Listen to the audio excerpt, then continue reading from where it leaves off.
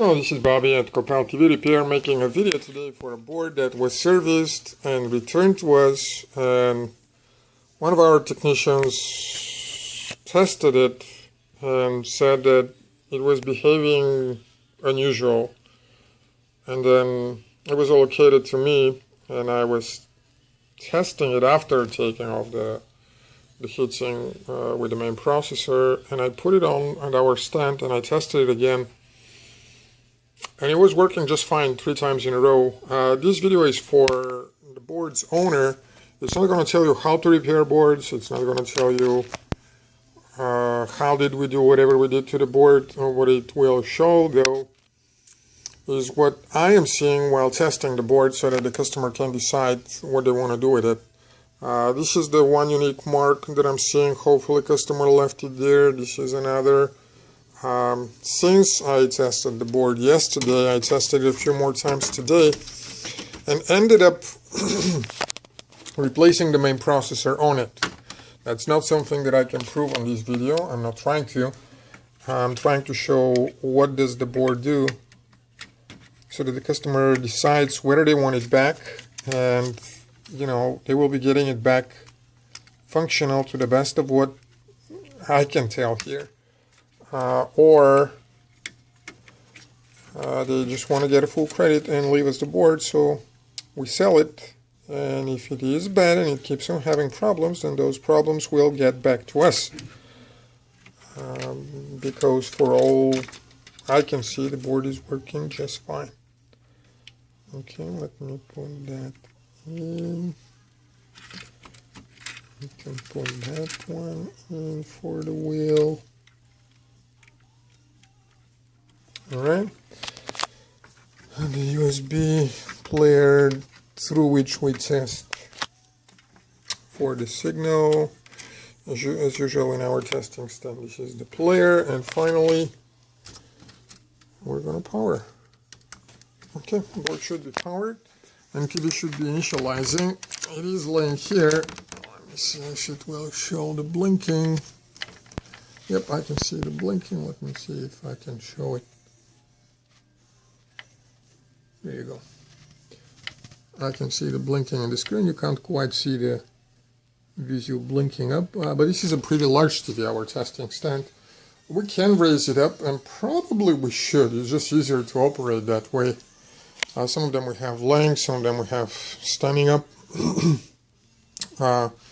Customer also sent us the T-con board, which we cannot test because our testing TV, while using a compatible board, as you can see, the original board from this TV, the one that we have socket for testing the EEPROM zone, is for that's actually the same TV, XVT553SV. Well, if it is, then we should be able to test the T-con as well. But since we did confirm the another tech, it wasn't me, confirmed that there was a problem with that board, and it was misbehaving, starting, restarting, basically misbehaving. Even though I didn't see it, it's still initializing. I can still see the blinking here. So since we did see something irregular, I did focus on the main board. Now, what the other technician saw was not what the customer saw, that is lack of image. I will go and check whether the T-con is the same, because the customer complained from lack of image, and that is not what we saw. I think this stopped blinking, so what I'm going to do is I'm going to power it on and see whether the TV will start up. Okay, here's the Vizio logo. And again, sorry for the bad image, but you're looking through a tiny gap here that we've only left so that we can see what's under. And it directly was configured to HDMI 1. And the media player automatically started since it is fed 5 volts from the USB. I'm holding the remote, and I can change the input. Since the sensor is here, I can change the input or change the volume, say. Decreasing, increasing. I can turn off the TV. And now it's turning off. It will take it a few seconds to turn off so that I can turn it on afterwards. And we'll let it play for a while like that. I will. It will be harder to record it playing for 5-10 minutes. Okay, power on again. Yep, there it started. I can see it. It's blinking, and hopefully soon we'll hear the audio again. Yeah, there you go. And there it is again. Image is there, everything is there. So if the TCOM board is the same, which I should be able to check. Let me see, where was the...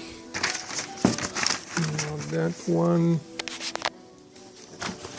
One of those is this customer's. Not this one. Probably that one. Yeah, okay, that is the TCOM.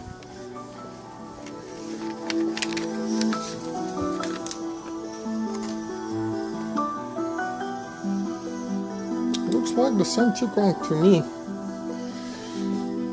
36550042. 36450042 1447. Yep, that is the same TCOM. I will try the TCOM as well. I'm gonna make a separate video for that. This will become way too long. But I was wrong. I thought the TCOM was different. So it's gonna be relatively easy, but I want to do that right. So I'm gonna pause here if I can. I will add recording after this once I replace the TCOM. This is the original TCOM. The label is white, and this is ours with yellow label. Okay, so I continue the video. I put it on pause to replace the TCOMs. This is the TCOM from the customer with the white label. I didn't remove the note that was stuck to it, and this is our TCOM with the yellow label. Put aside, those are the 3 extra screws. I just powered on the TV and saw that it does have image. This is the image. So original TCOM is working fine, customer's TCOM. It is producing the image. And this is the customer's board still with that B here that will be used as an identification mark. From what I can tell, both boards are working fine. If there is one that I would be suspecting for misbehavior, it would be the main board, because somebody here independently confirmed that they had a problem with it and it was misbehaving. I do not see that, but I believe it was misbehaving. Since then, I did replace the main processor, which alone is a $100 job, but we're not going to be charging for that. We're supposed to have return a functioning board from the beginning. And this is what I have at the moment. Customer will have to decide whether they want that board back as it is, or just leave it here. Thank you.